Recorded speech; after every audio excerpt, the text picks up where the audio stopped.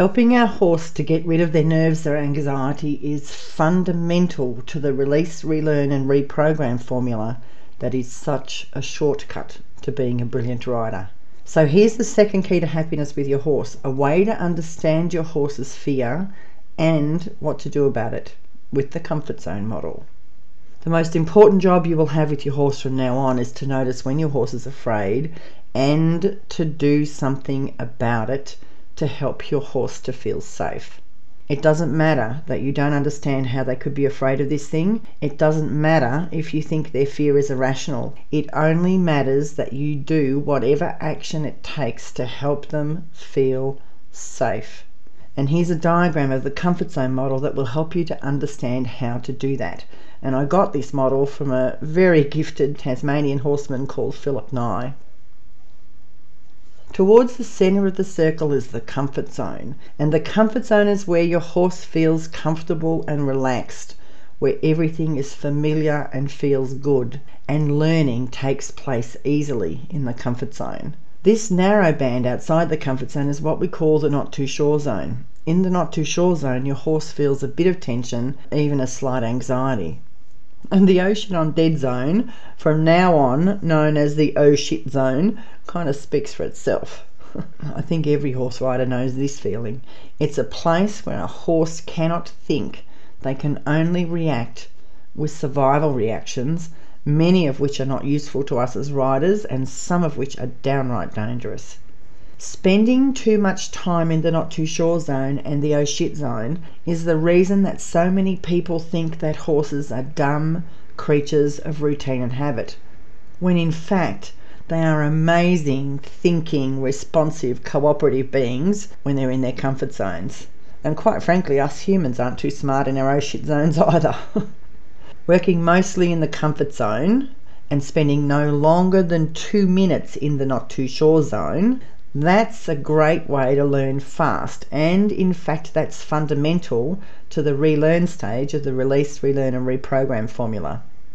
If we spend longer than 2 minutes in the not too sure zone, then we're in danger of creating a habit of our horse feeling tense and anxious. And in fact, because nobody ever told us this stuff, it's a sad fact that most horses already have that habit of feeling tense and anxious in many situations. And it happened because they spent way too long in their not too sure zone. And here's the big deal. When you or your horse have been in the anxiety or nervousness of the not too sure zone for too long, the tension that comes from that becomes normal. And that tension seriously gets in the way of your performance together.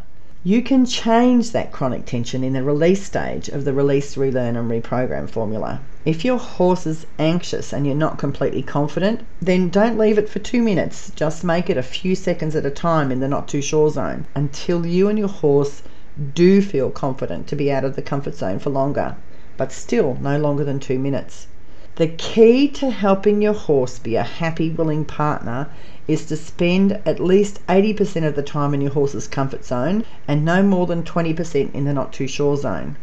So spend 80% of your time where you and your horse already feel comfortable and safe and happy, and only 20% of the time getting used to things that either of you are afraid of, or learning new things, or whatever else makes you feel slightly tense or uncomfortable.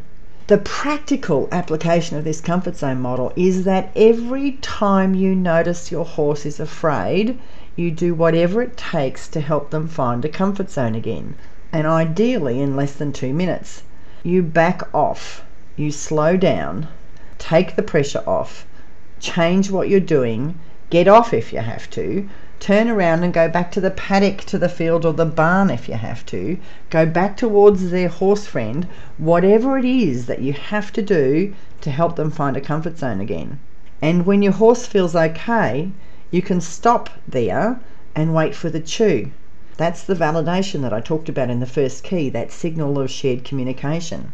When you take this action every time your horse is afraid, then the comfort zone will get bigger and bigger until it covers everything that you want to do with your horse, and it gets much, much faster to put new things into the comfort zone as you go along, and it is so worth it.